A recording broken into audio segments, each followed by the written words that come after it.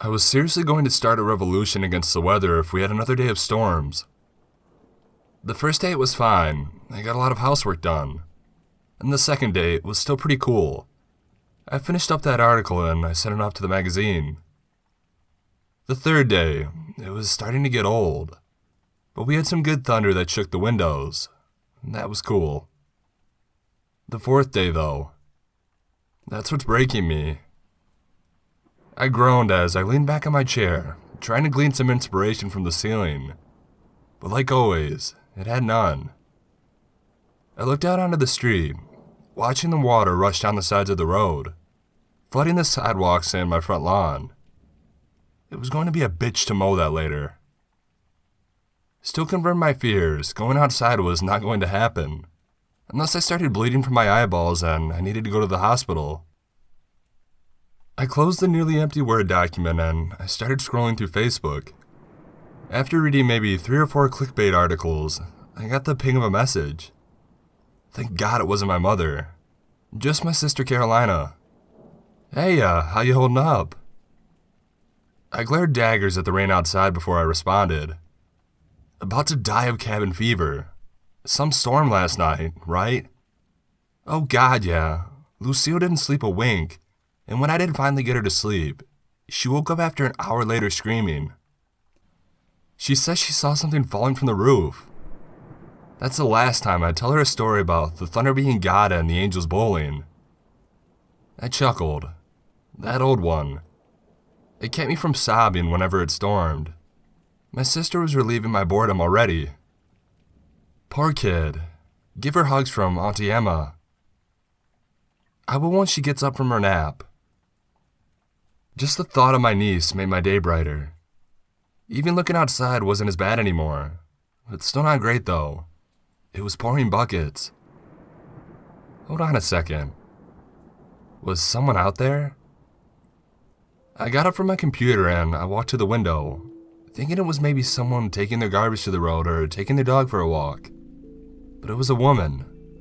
Naked and covered in mud, with a 1,000-yard stare that focused on nothing.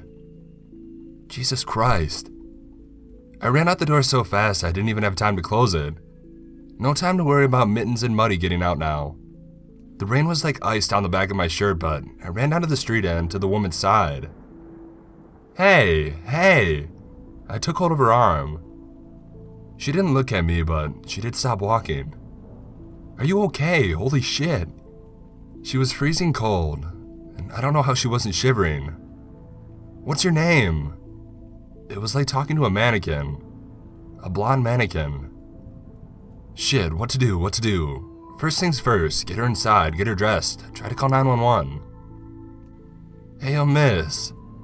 I stepped back, gently pulling her along. How about we go inside, huh? Get you warmed up, I can make you something to eat. It would have to be eggs. I can only cook eggs. She still didn't look at me, but she didn't resist as I took her into the house. The thunder boomed and the lights flickered as we stepped inside, but I was focused on getting her to the couch to sit down. I normally wouldn't let somebody's naked ass on my couch, but there is an exception to every situation. I ran into the bathroom and grabbed the biggest towels I could find, the fluffy ones. Think, what else? Socks and underwear. I think I had an unused pack somewhere in my dresser. Towels first though, towels first. The woman hadn't budged an inch, but the cats were curled up around her ankles, purring and nudging her calves. Lucky her.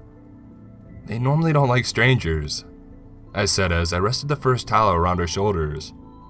That's better. Are you okay? Are you hurt at all? Finally, the woman turned to look at me. Her sea green eyes finally seemed to focus on something, and that something was me. She smiled.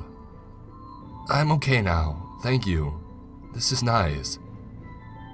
She pulled the towel tighter around herself and took a deep breath. Lavender.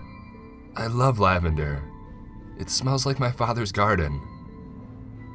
Her voice had a cultured tone to it, like someone from the courts of England. I breathed a sigh of relief. She was responding to me. She remembered something about her home. and that was a good start. Okay, let's get you cleaned up and into some actual clothes. I'm Emma.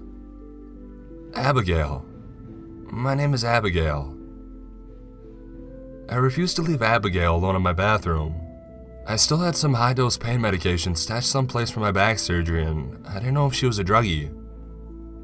Although, when she got cleaned off, I began to doubt that. She was practically glowing when she wasn't covered in mud.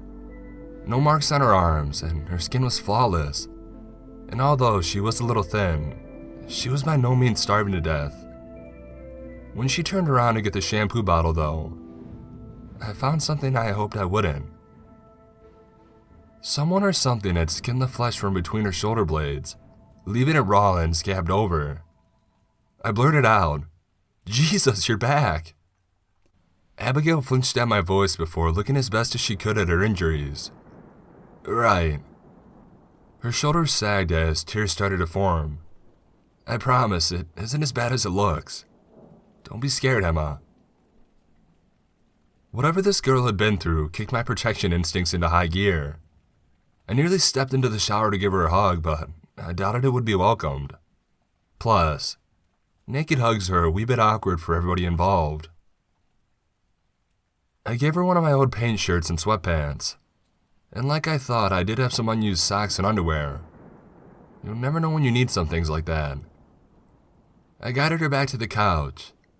The storm had gotten even worse, thundering and shaking the windows. Abigail, I need you to tell me what happened. I rested a hand on her shoulder. It's okay if you can't give me specifics, I just want to help. Abigail turned to me, and her smile this time was almost pitying. I'm afraid there's nothing you can do for me, Emma. She sighed and sat back up, running her hands down her face before she nodded. I'll tell you, though. If I could get her to open up to me, I could get her to open up to a real someone who can help. I nodded and moved closer. Take your time, I urged, hoping my little experience from crime television when it came to dealing with trauma victims would help. Abigail took another deep breath. I am no longer welcome home. My heart nearly broke. Abigail looked no older than 18, and already she was homeless. She didn't give me a chance to offer any form of comfort, though. Home was all I knew. Home was safe, though. I had many brothers and sisters. My father loved me. Her voice cracked. I had a place. A position. I sung in choir. I loved my father. I loved my brothers and my sisters. She went quiet for a bit. I question too often, though. And father doesn't like questions. More thunder and lightning turned the sky pure white for a brief second. Why? Why couldn't we leave? Why couldn't we wonder what would happen if we stepped outside the line? Abigail tiptoed her fingers across her thigh. It was so many whys. At first, I kept them in my head, and then they spilled out between friends, and then I asked him. He told me to never ask why again, and I got angry. Abigail balled her fist, and her expression turned cold. I didn't want to listen to my father anymore. I wanted to go my own way. I just wanted to try something new, and he told me if I walked out of that gate, I would lose everything that made me beautiful. But you are beautiful. Again, I said the first thing that came to my mind. Abigail squeezed her eyes shut and she shook her head. No, I'm afraid not. But when I left my father's side, I might appear beautiful to you. But you cannot see what has changed if you have not seen what was before. What was she before? Lightning flashed white in front of a window for 5 entire seconds, making the house as bright as day. The next bang of thunder knocked the lights out, and the front window that had been shaking all this time exploded. Slivers of glass went everywhere, embedding in my face and arms. I screamed and threw myself in front of Abigail to shoot her from the glass. And when I lifted my head, though, I no longer saw Abigail. I saw a shadowy, rotting skeleton. No glory light, no soulful eyes. Instead, there was empty sockets, blindly staring forward. Flesh clung to her bones, reeking of rot and wriggling with maggots. One of them landed on my lips and it wriggled into my mouth. And her back. Her back had splintered, bleeding bones sticking out, like snapped sticks ready to be thrown into a fire. Her skull turned towards me, her teeth chattering. I could hear laughter echoing in my brain. Can you see what's changed? When I came to it, I was lying on the floor. The power was back on, although the light bulbs had burst along with the window. My mouth was filled with blood, and when I sat up, I spat out the tip of my tongue onto the floor. Muddy was staring lifelessly at the ceiling, his mouth covered in a white foam as his belly bloated out. And Mittens was nowhere to be seen.